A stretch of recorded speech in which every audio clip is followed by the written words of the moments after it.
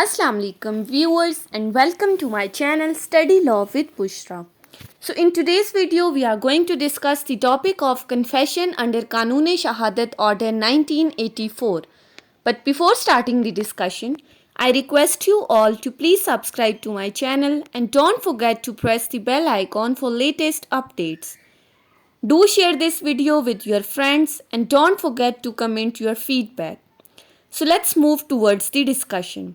Confession under Kanun-e-Shahadat Order 1984. First, we will look into the literal meaning of this topic, confession.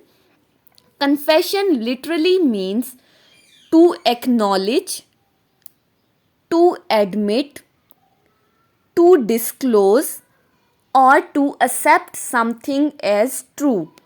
यानी कि confession का क्या मतलब है? किसी चीज़ को आप एक्नॉलेज कर रहे हो, आप तस्लीम कर रहे हो, किसी चीज़ को मानना, एडमिट करना या किसी चीज़ को सच एक्सेप्ट करना, किसी चीज़ को सच मानना, ये कन्फेशन के लिटरल मीनिंग है. बात वही हुई कि आप किसी चीज़ को तस्लीम कर रहे हो. अब कानून-ए-शहादत ऑर्डर के अंदर कहीं भी हमारे पास कन्फेशन को डिफ़ाइन नहीं किया हुआ. सो अगर कहीं पर हमारे पास किसी चीज़ की डेफिनीशन बेयर एक्ट में मौजूद नहीं होती तो हम उसकी लिटरल डेफिनीशन की तरफ जाते हैं. सो इस केस में भी यही है कि अब कन्फेशन की डेफिनीशन नहीं है तो हम उसकी लिटरल डेफिनीशन देखेंगे. So literally confession means admission of guilt. इसका क्या मतलब है कि आप गिल्ट को एडमिट कर रहे हो. उर्दू में हम इसे कहते हैं इकबाल जुर्म करना, यानी कि आप अपने जुर्म को तस्लीम कर रहे हो. आप इस बात को मान रहे हो कि आपने कोई ऑफेंस कमिट किया है, आपने कोई ऑफेंस कमिट किया और अब आप उस चीज़ को कन्फेस कर रहे हो, उस चीज़ को एडमिट कर रहे हो. ये तो हमने लिटरल डेफिनेशन देख ली. अब कन्फेशन की प्रॉपर डेफिनेशन क्या है? That confession is the admission of certain facts. बात वही है, एडमिशन क्या है? आप उस चीज़ को एडमिट कर रहे हो.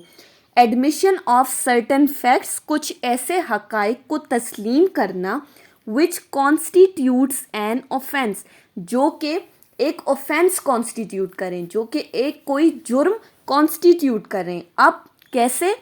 Which is made by the person who is charged with that offence. अब ये एडमिशन किस बंदे की तरफ से हो रहा है? उस बंदे की तरफ से जिसको उस ऑफेंस का मुजरिम ठहराया गया है. यानी कि आप कुछ ऐसे हकाइक को तस्लीम कर रहे हो जो आपके फेवर में नहीं जा रहे, जो बात आपके ख़िलाफ़ जा रही है. आपने तस्लीम कर लिया है कि मैंने ये जुर्म किया है, तो अब वो चीज़ आपके ख़िलाफ़ चली गई और आपको उस चीज़ की पनिशमेंट दी जाएगी. ये है कन्फेशन की प्रॉपर डेफिनेशन. अब हम देखते हैं कि कानून-ए-शहादत ऑर्डर के अंदर कन्फेशन के रेलेवेंट आर्टिकल्स कौन से हैं. So article 37 to article 45 deals with the topic of confession.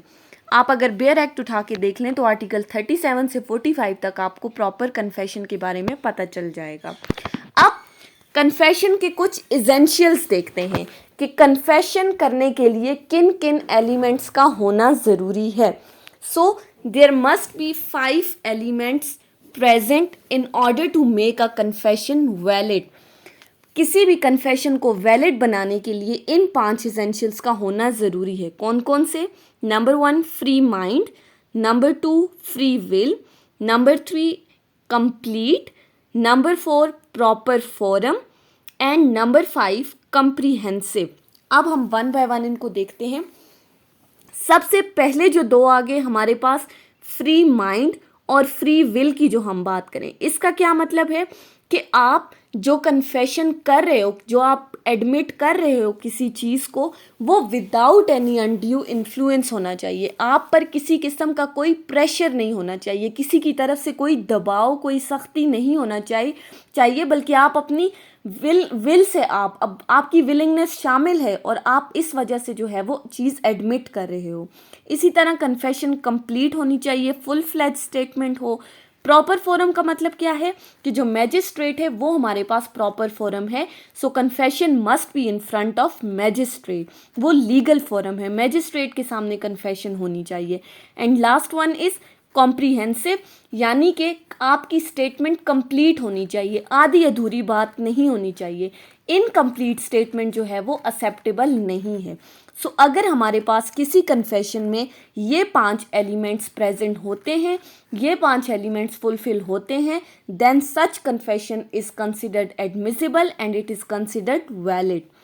उसके बाद हमारे पास आर्टिकल 37 में कुछ ऐसी रिजर्वेशंस बताई गई हैं in the light of which the confession become inadmissible.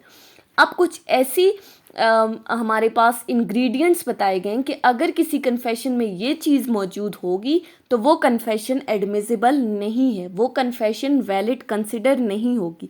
पहले तो हमने कहा ये 5 एलिमेंट्स होंगे तो कन्फेशन वैलिड है, लेकिन अब जो हम एलिमेंट्स डिस्कस कर रहे हैं, अगर वो एलिमेंट्स हुए तो कन्फेशन क्या है, इनवैलिड है। अब वो कौन कौन से एलिमेंट हैं? Number 1, if the confession is caused by the inducement, कोई बंदा आपको इंड्यूस कर रहा है। अब कौन है?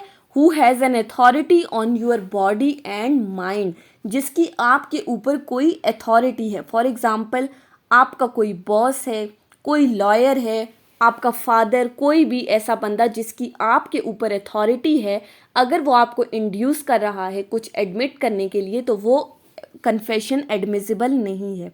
सेकेंडली, अगर कोई बंदा आपको थ्रेट कर रहा है, कोई बंदा आपको धमका रहा है, तो तब भी कन्फेशन एडमिसिबल नहीं होगी। And last one is by promise.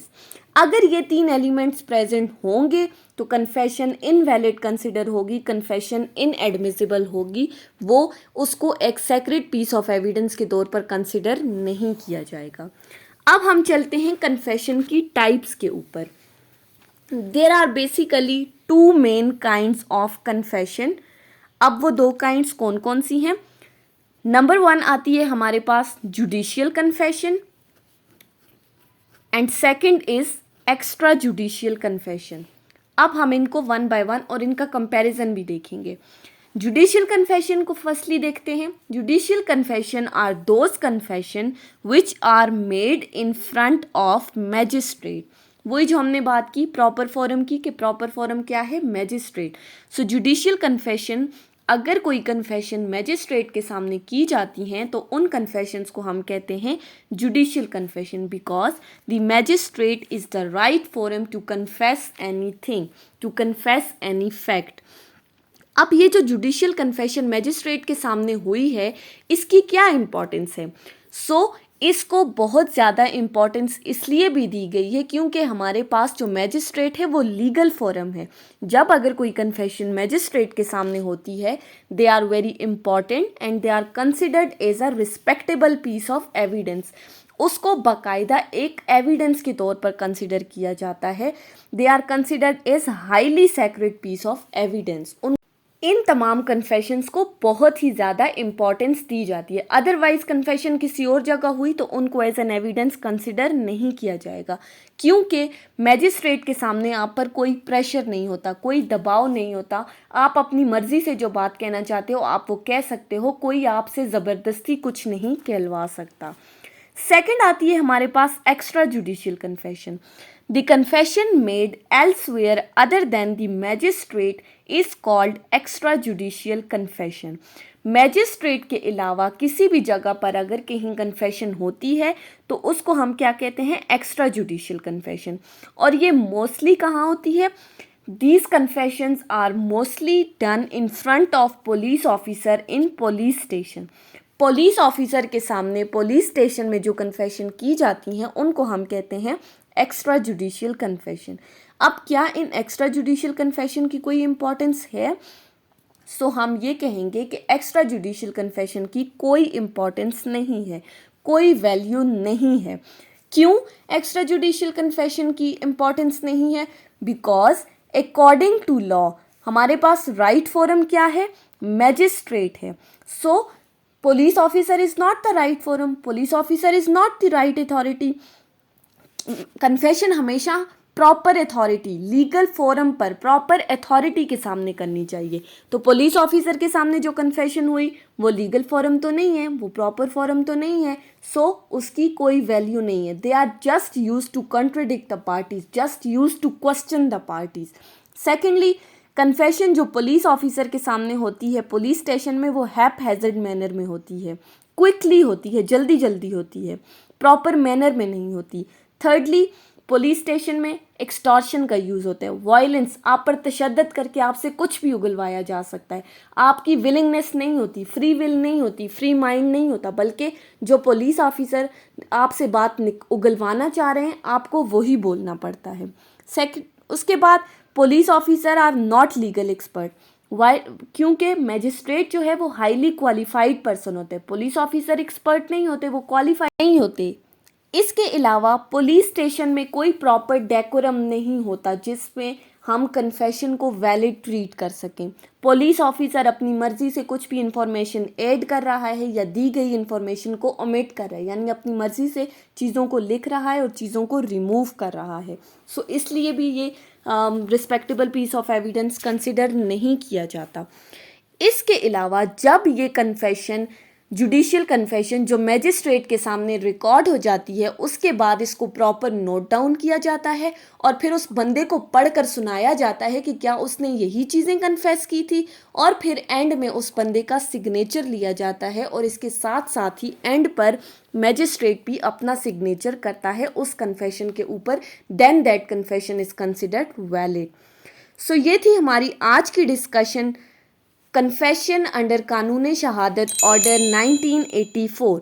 I hope कि आपको ये टॉपिक समझ में आया होगा। अगर आपको ये वीडियो अच्छी लगी है तो इस वीडियो को लाइक करें, कमेंट करें, चैनल को सब्सक्राइब करना ना भूलें, और अगर किसी भी किस्म की कोई कन्फ्यूजन है तो आप मुझसे कमेंट्स में पूछ सकते हैं। इसके अलावा भी अगर आपको कोई टॉपिक चाहिए तो वो भी मुझे बता दें। Thank you so much for watching.